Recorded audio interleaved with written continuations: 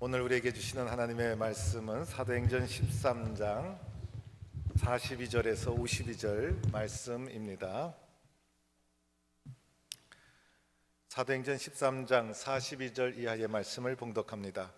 그들이 나갈새 사람들이 청하되 다음 안식일에도 이 말씀을 하라 하더라. 회당의 모임이 흩어진 후에 유대인과 유대교에 입교한 경건한 사람들이 많이 바울과 바나바를 따르니 두 사도가 더불어 말하고 항상 하나님의 은혜 가운데 있으라 권하니라.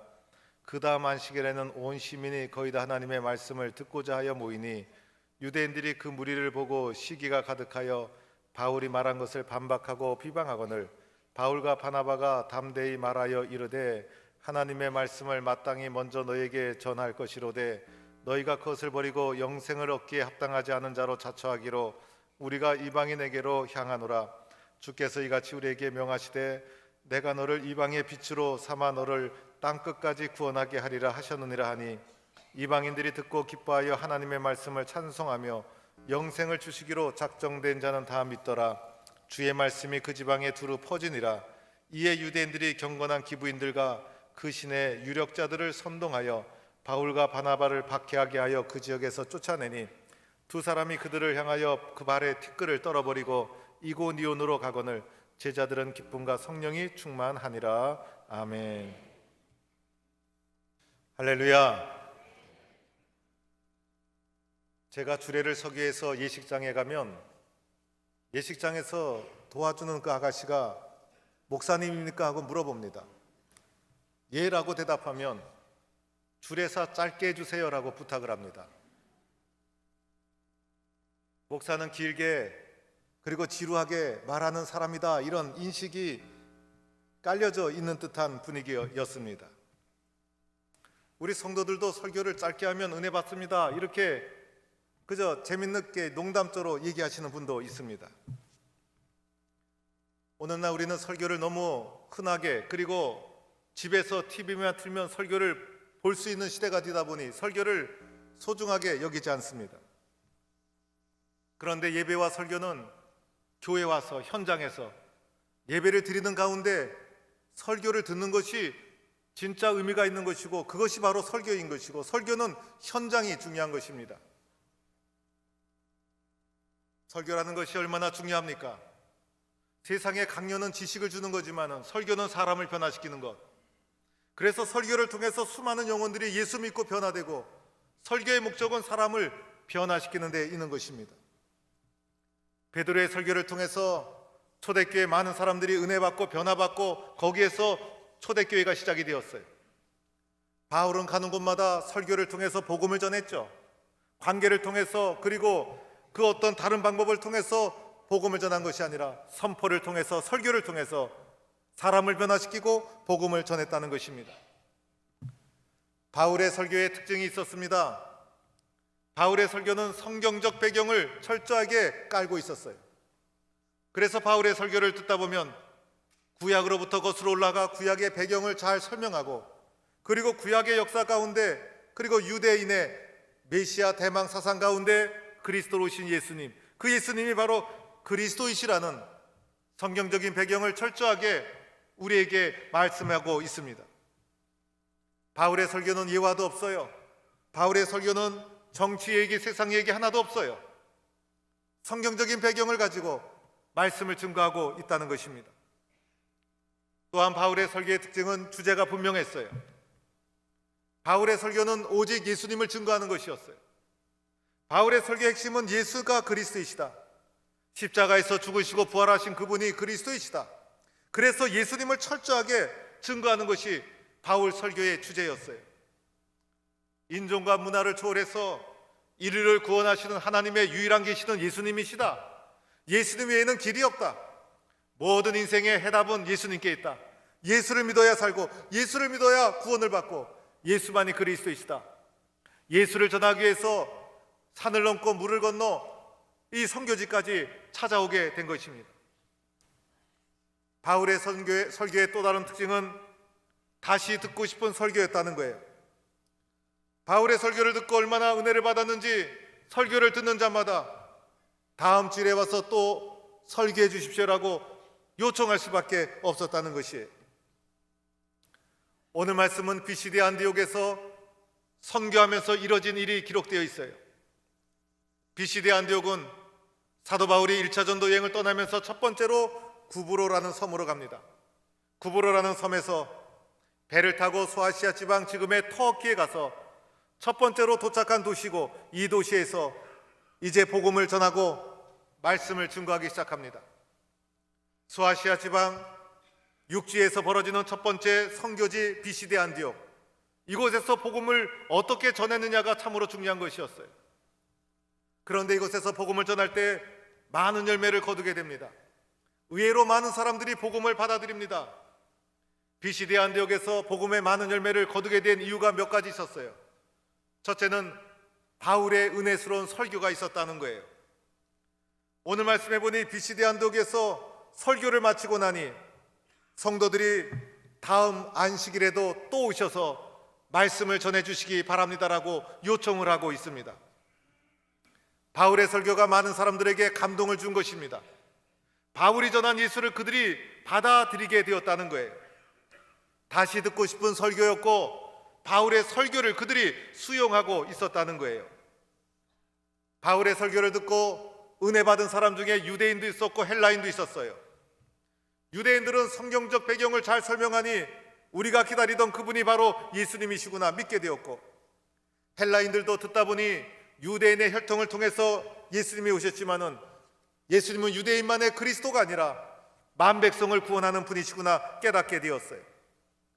유대인도 은혜 받고 헬라인도 은혜 받고, 예수 그리스도 안에서 유대인과 헬라인의 장벽이 다 무너지고 그리스도 공동체 안에서 하나 되는 역사가 일어납니다.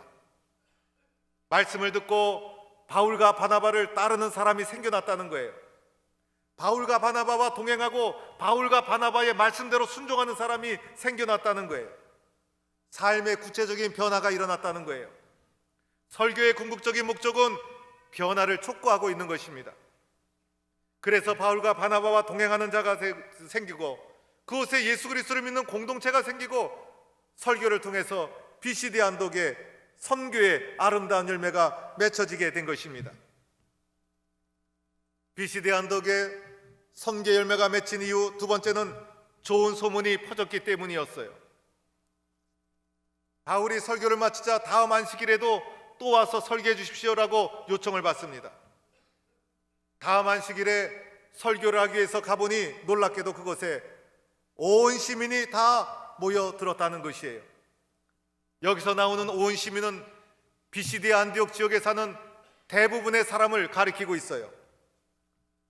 놀랍게도 소문이 퍼져서 많은 사람들, 그 비시디 안디옥의 수많은 사람들, 대부분 사람들이 바울의 설교를 듣기 위해서 몰려들었다는 것입니다. 도대체 한 주간 동안 어떤 일이 일어난 것일까? 설교를 먼저 들은 사람들의 입소문을 통해서 소문이 퍼져 나갔던 것이에요. 오늘날에는 카톡이나 문자나 여러 가지 방법으로 소통을 하고 소문을 낼 수 있지만은 당시에는 직접 만나서 입으로 전하는 외에는 방법이 없었어요. 바울의 설교를 먼저 들은 사람들이 흩어져서 일주일 동안 적극적으로 소문을 내었다는 거예요. 바울의 설교를 들으니 은혜가 된다. 우리가 복음을 들어야 된다. 예수를 믿어야 된다.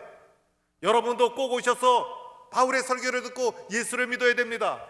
한 주간 동안 적극적으로 입소문을 낸 결과 그 소문이 온 시내를 다 흔들게 되었고, 한 주간 후에는 그 시내의 대부분의 사람들이 바울의 설교를 듣기 위해서 몰려들었다는 것입니다. 우리 교회도 좋은 소문을 내야 합니다. 소문도 전도요 선교인 것이에요. 우리 교회가 건축을 시작하게 되자 이상한 소문이 나돌기 시작했어요. 포항동북교회가 건축을 하다니 건축할 수 있을까? 부정적인 소문이 주변에 돌기 시작했어요. 저는 그 소문에 개의치 않았어요. 왜냐하면 우리 교회는 성전 건축을 할 수 있었기 때문이었어요. 그 소문이 없어질 줄 알았더니 건축을 하고 입당하고 나니 또 다른 소문이 퍼지기 시작합니다. 포항동북교회 곧 부도 날 거야. 왜 이런 소문이 나는지 이해할 수가 없었어요. 그런데 우리 교회는 물질로 세운 교회가 아니죠. 우리 교회는 기도로 세운 교회였어요. 기도 가운데 하나님이 길을 열어주시고 눈물의 기도 속에 하나님이 허락해 주신 성전이요 교회입니다. 우리 교회가 몇 년 가면 이 소문 수그러들겠지 했는데 어느 날부터인가 갑자기 경매 넘어갔다 이런 소문이 났어요. 그리고 또 하나 담임 목사가 쫓겨났다 이렇게 소문이 나기 시작했어요. 김영걸 목사가 이 자리에 이렇게 버젓이 있는데도 바깥에는 소문이 그렇게 나고 있다는 거예요. 도대체 누가 이렇게 악의적인 소문을 내고 있는지, 교회를 흔들고 선교를 가라막는 악한 행동이라는 것을 우리는 알아야 됩니다. 우리의 입에서, 우리의 입술에서 교회에 대해서 부정적인 얘기 나오지 말아야 되는 거예요. 우리 교회가 건축을 하고 나서 부채가 있다는 것 여러분도 다 아실 거예요. 그러나 우리 성도들이 힘을 합치고 기도하고 마음을 합쳐서 이자도 갚고 원금도 넉넉하게 갚아나가고 있어요. 우리 교회가 좀만 부흥한다면 아무것도 아니에요. 우리가 지금 해야 될 것은 다른 게 아니에요. 기도하고 엎드려서 교회를 부흥시키는 거예요. 그러면 모든 것이 해결되고 하나님이 기뻐하시는 길이 활짝 열리게 되는 거예요. 그런데 그 길을 보지 못하고 교회가 어떻다 저렇다 악한 소문을 낸다면 그것은 마귀의 종로로 타는 거예요. 그런 어리석은 일을 해서는 안 되는 거예요. 저는 우리 교회가 크게 세워지고 이 교회에 가득 채워지고 소위 말하는 대형 교회가 되었다 할지라도 겸손하게 섬길 거예요. 또 다른 똑같은 대형 교회가 세워지는 것보다 다른 겸손하게 지역을 섬기는 주님의 교회가 되었으면 좋겠어요. 지금도 우리 교회 세워놓고 공간을 지역을 위해서 다 내어놓잖아요. 성도들이 주중에 나와서 봉사권 시도하는 거 지역을 섬기는 일이에요. 다른 교회 성도들은 꿈도 꾸지 못하는 일이에요. 그런데 카페에서, 북카페에서 문화교실로 지역 사람들, 불신자들 섬기기 위해서 노력하는, 선교하는 좋은 교회, 지역과 함께 움직이는 교회, 지역을 예수 그리스도의 사랑으로 다가서려고 하는 교회, 이렇게 좋은 교회 좋은 소문 내야 되잖아요. 담임 목사님에 대해서도 좋은 소문 좀 내주셔야 돼요. 저를 10년 이상 제가 목회하다 보니 때로는 저를 좋아하시는 분도 있지만은 저하고 서먹서먹한 분도 있을 거예요. 매주 설교할 때 여러분이 다 은혜 받는 것 아닌 거 알고 있어요. 제가 설교 시작하자마자 눈을 딱 감으시고 좋으시는 분도 있어요. 물론 비몽사몽간에 받는 은혜도 있으시겠지만 그래도 저를 위해서가 아니라 교회를 위해서, 복음을 위해서 좋은 소문 낼 수 있잖아요. 김영걸 목사에 대해서 좋은 소문 난다고 해서 제가 거만하거나 교만해지지 않아요. 저를 통해서 교회가 부흥된다면, 나를 통해서 복음이 확산된다면, 내가 쓰여져서 닳고 달아서 교회가 잘 된다면 그것처럼 기쁜 게 어디 있겠어요. 그래서 입술을 꽉 깨물고더라도 한번 좋은 소문 좀 내주시는 거예요. 이런 소문 막으려면 우리가 역으로 좋은 소문 퍼뜨려야 돼요. 한 주간 동안 BCD 안도교회 성도들처럼 동북교회 좋은 교회다, 김영걸 목사 좋은 목사님이다, 은혜스러운 목사님이다, 설교할 때 말씀만 전하려고 한다, 우리 교회에 오면 축복받는다, 은혜 받는다, 만나는 사람마다 여러분이 통로가 되어서 소문내고 또 소문내고 연락하고 그러면요, 일주일만, 한 달만 그렇게 하면요, 한 달 후에 포항전역에서 제일 은혜스러운 교회는 동북교회, 제일 사랑이 충만한 교회 동북교회, 이렇게 크게 소문나게 될 줄로 믿습니다. 세 번째 이유는요, 모인 성도들이 하나님의 말씀을 듣고자 했다는 거예요. 모인 성도들이 하나님의 말씀을 들으려고 모였어요. 모인 사람들이 여러 가지 동기를 가지고 예수님께 나올 수 있지만은 BCD 안디옥의 사도 바울 앞에 모인 성도들, 주의 말씀을 듣고자 함이라. 우리가 교회 나오는 이유가 바로 여기에 있는 것이죠. 교회 나오는 이유가 사람마다 각각 사정이 있고 다른 이유가 있을 수 있어요. 그러나 다른 이유가 있어도 좋아요. 다른 이유로 예배당 안 오는 것보다 오는 게 훨씬 나아요. 그런데 우리의 마음속에 중심에 이루어야 될 교회에 나오는 이유, 이 자리에 나와 있는 이유, 하나님을 찬양하고 예수님 만나고 은혜 받고 말씀 듣기 위해서 나온 거예요. 그것을 꼭 잡고 있어야 되는 거예요. 이것을 본질을 잃어버리면 우리의 신앙이 잘못된 길로 나갈 수가 있다는 거예요. 이렇게 사도 바울의 설교, 그리고 좋은 소문, 말씀을 듣고자 하는 심령, 이것이 합쳐져서 BCD 안디옥 처음 찾아간 곳이에요. 처음 선교를 시작한 곳이에요. 처음 복음을 뿌린 곳이에요. 그런데 놀라운 역사가 일어납니다. 그 장면이 48절 49절에 나와 있어요. 48절 49절에 나와 있는 선교의 결과, 다 같이 한번 한 목소리로 읽어보도록 하겠습니다. 시작.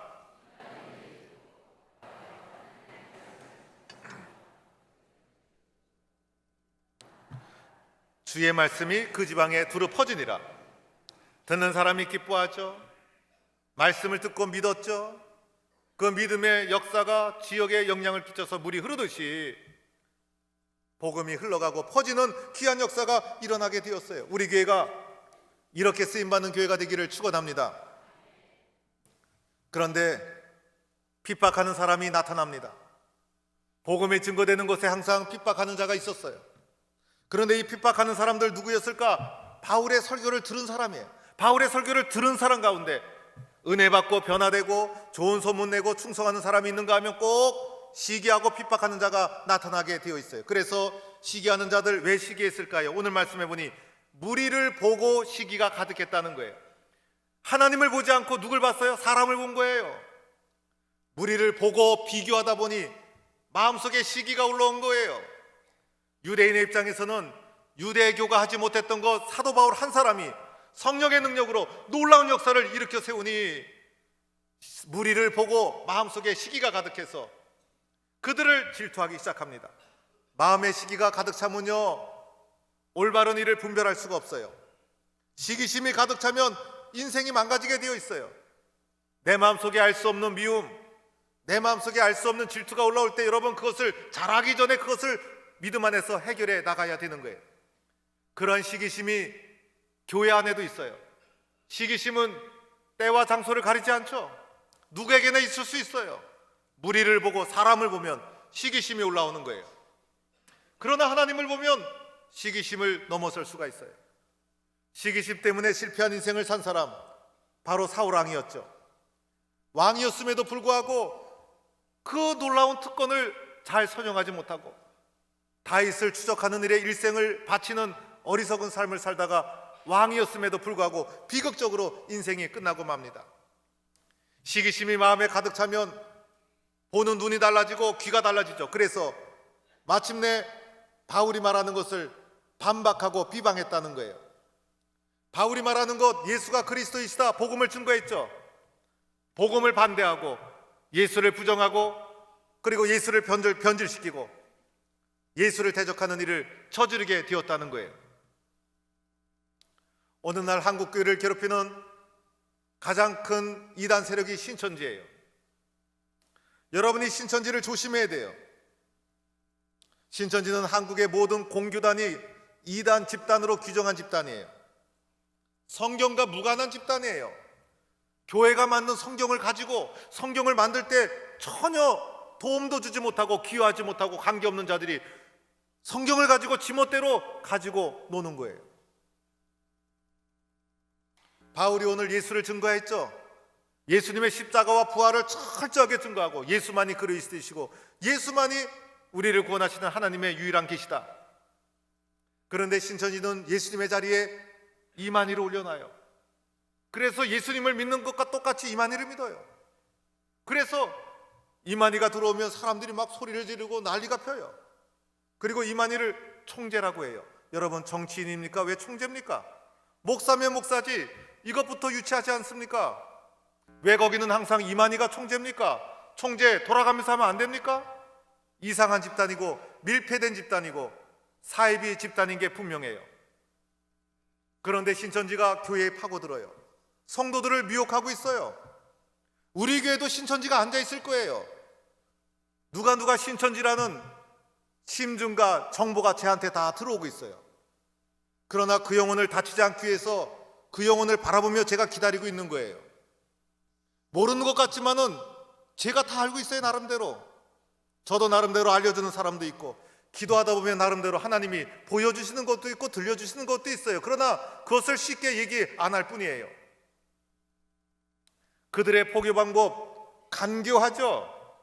다 거짓말을 위장해서 우연을 가정해서 갑자기 접근을 하고, 좋은 선교사 기도하는 사모님 왔다고 붙여주고, 다른 게 성경 공부 잘 가르치는 권사가 있다고 붙이고, 이거 다 거짓말이죠.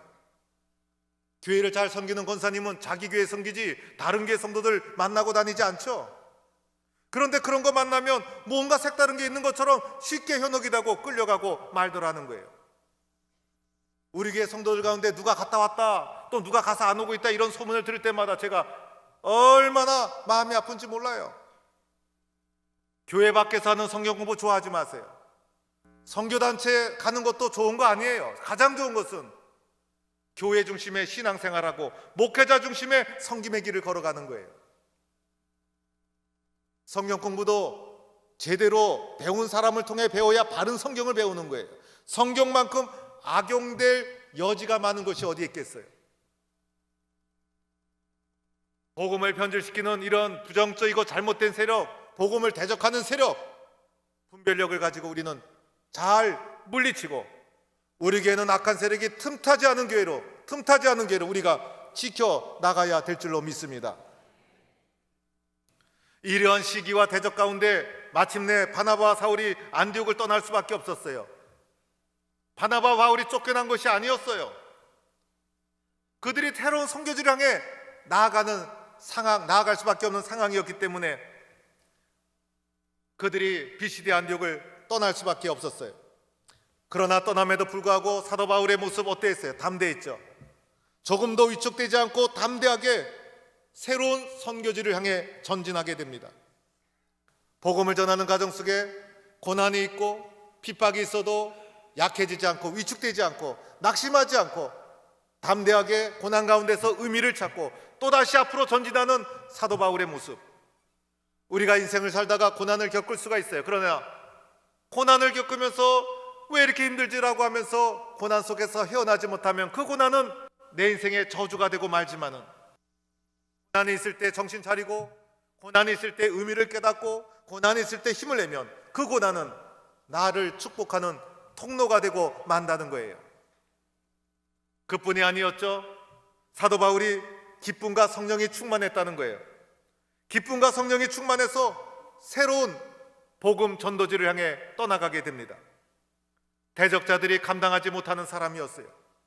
세상이 이길 수 없는 사람, 대적하는 자가 있고 시기하는 자가 있어도 빼앗기지 않는 기쁨과 성령의 충만함으로 달려갈 길을 달려가는 바울의 모습. 오늘 우리도 이러한 모습을 가지고 변함없이 주께서 맡겨주신 길을 달려가는 성도가 되어야 할 줄로 믿습니다. 우리 교회가 올해로 창립 90주년이 되었어요. 저는 이 창립 90주년이 되었다는 게 얼마나 저한테 의미 있게 다가서는지 몰라요.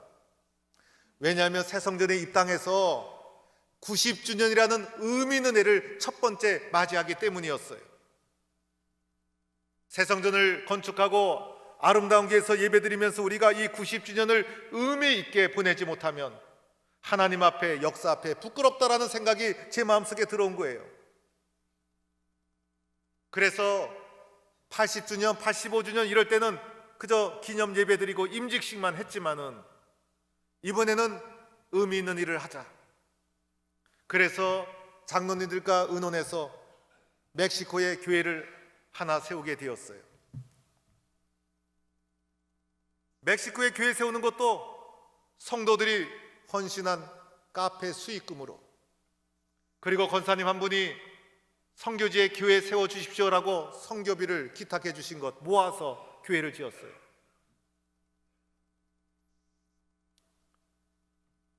우리 교회가 입당하고 나서 첫 번째 맞이하는 90주년, 우리도 잘 되어야 되지만은 주님이 기뻐하시는 일을 하면 주님이 더 기뻐하시고 우리를 더 크게 사용해 주시지 않을까?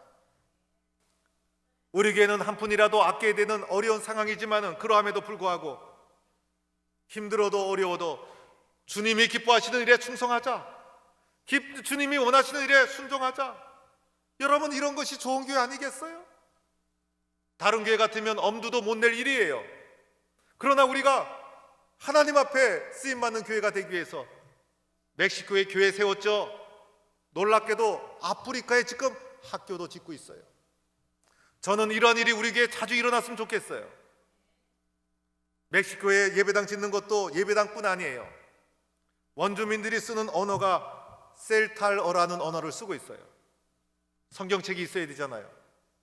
셀탈어로 된 성경책을 발간하는 비용을 저희들이 대었어요. 예배당 헌당했죠. 성경책 발간했죠. 우리들이 큰 일을 감당한 거예요. 저는 이 일이 얼마나 자랑스러운지 몰라요. 우리가 풍요한 가운데 했다면 자랑스럽지 못할 거예요. 그러나 우리 교회가 어려운 가운데서도 선교하고 힘든 가운데서도 기도하고 하나님이 원하시는 일을 하기 위해서 충성하니 얼마나 자랑스러운 일이에요. 여기에서 선교지 현지까지 가는데 2박 3일 걸려요. LA 거쳐서 다시 자동차로 멕시코 최북단 멕시칼리까지, 거기에서 비행기 타고 중남미 가테말라 근처까지 가서 다시 차 타고 하루 종일 가면서 현지 도착하는 데까지 2박 3일 걸쳐서 가게 돼요. 우리가 건축한 교회 이름이 겟세마네 교회예요. 예수님 겟세마네 동산에서 기도하셨죠? 우리 성도님도 그 교회를 위해서 기도해 주셔야 돼요. 저희 교회도 90년 전에 작은 교회였잖아요. 90년 전에 우리 교회도 선교지와 같은 교회였어요. 보잘것없는 교회였어요. 그런데 그 작은 씨앗이 자라서 90년이 지나고 나니 풍성한 열매를 맺는 교회가 되었잖아요. 우리가 그곳에 세운 교회가 50년 후에 100년 후에 어떤 일이 일어날지 어떻게 알아요? 그 교회가 멕시코에서 가장 큰 교회가 될 줄 어떻게 알아요? 우리가 세운 그 교회가 날로 성장해서 멕시코의 수많은 영혼을 살리는, 그리고 100년 후에는 멕시코에서 가장 크게 쓰임받는 교회가 되도록 기도의 씨앗을 뿌려야 된다는 거예요. 제가 가서 말씀을 전하지만은 저 혼자 가는 게 아니에요. 여러분의 기도를 얻고 가는 거예요. 제가 말씀을 전할 때 그곳에 역사가 일어나도록, 그리고 많은 사람들이 은혜 받을 수 있도록, 또 그곳에 우상 숭배도 많고 미신도 많대요. 악한 세력 틈타지 않도록 기도해 주셔야 돼요. 우리 교회가 기도로 심은 그 교회가 그리스도의 교회로 건강하게 성장할 수 있도록 우리가 기도해 주셔야 돼요. 제가 교회를 대표해서 가지만은 제가 한 게 아니죠. 교회가 한 것이고 여러분이 한 거예요. 우리 모두가 기도하면서 함께 참여한 거예요. 우리 교회의 자랑스러운 역사로 받아들이고 함께 기도하면서 이 겟세마네 교회가 하나님 앞에 귀하게 쓰임받는 교회가 될 수 있도록 함께 기도해 주시기를 원합니다.